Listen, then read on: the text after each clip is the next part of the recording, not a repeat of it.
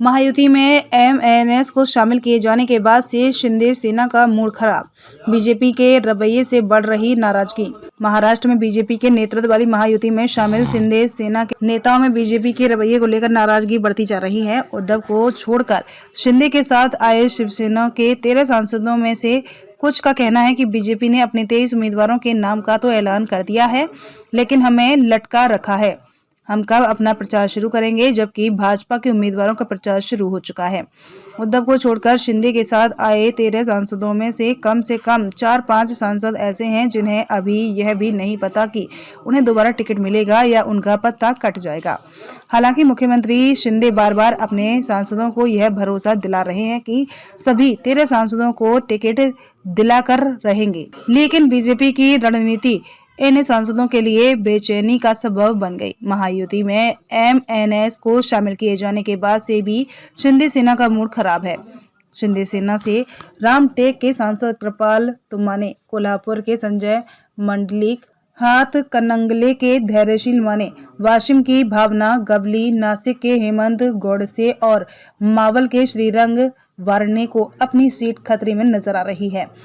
शिंदे सेना के इन सभी सांसदों की सीटों पर बीजेपी के इंटरनल सर्वे, बीजेपी नेताओं के दावे और महाराष्ट्र की 48 में से 32 से 35 सीटों पर अपने उम्मीदवार खड़े करने की बीजेपी की जिद के चलते शिंदे सेना के कितने सांसदों का पत्ता कटेगा कहा नहीं जा सकता। शक्ति प्रदर्शन कर टिकट की दावेदारी। शिंदे सेना के सांसदों की बेचैनी इसी बात से समझी जा सकती है कि रविवार को होली जलने के दिन भी नासिक के सांसद हेमंत गोडसे ने अपने कई समर्थकों के साथ मुख्यमंत्री के ठाणे आवास पर शक्ति प्रदर्शन किया।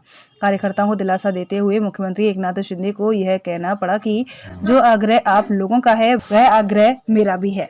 नासिक की सीट पर बीजेपी दावा कर रही है और अब एमएनएस की एंट्री के बाद उसका भी दावा नासिक सीट पर है। ऐसे में देखना होगा कि मुख्यमंत्री अपने 13 वर्तमान सांसदों में से कितनों की सीट बचा पाते हैं या बीजेपी के सामने उन्हें शरणागत होना पड़ता है। शिंदे सेना के कार्यकर्ताओं में उप मुख्यमंत्री देवेंद्र फडणवीस के उस बयान को लेकर भी हैरानी है जिसमें उन्होंने बार बार दावा किया है कि 80% सीटों का बंटवारा हो चुका है, अब 20% सीटों का बंटवारा बाकी है। कार्यकर्ता मांग कर रहे हैं कि जिन 80% सीटों का बंटवारा हो चुका है उसकी घोषणा तत्काल की जाए। अजीत पवार गुट में भी बड़ी बेचैनी। न सिर्फ शिंदे सेना बल्कि एनसीपी के अजीत पवार गुट में भी काफी बेचैनी है। अजीत की सारी ऊर्जा पत्नी सुनेत्रा पवार और बेटे पार्थ पवार की रणनीति में स्थापित करने में खर्च हो रही है। अजीत गुट के कार्यकर्ताओं का मानना है कि बीजेपी इसका फायदा उठा रही है। एक तो पहले ही बीजेपी अजीत गुट को कम सीट दे रही है और जो जीतने वाली सीटें हैं वहां विवाद खड़ा कर रही है।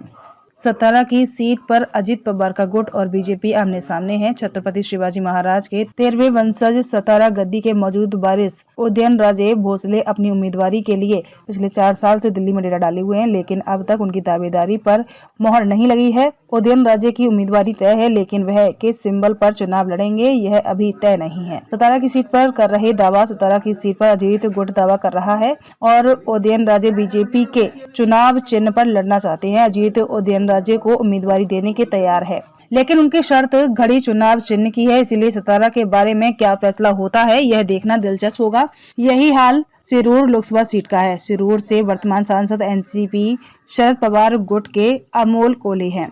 अमोल के खिलाफ शिवसेना की ओर से पिछली बार शिवाजी राव अढालराव पाटिल चुनाव लड़े थे और हार गए थे।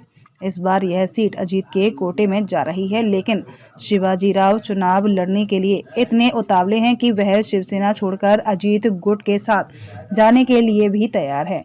हो सकता है कि आज मंगलवार वह अजीत गुट में शामिल हो जाएं।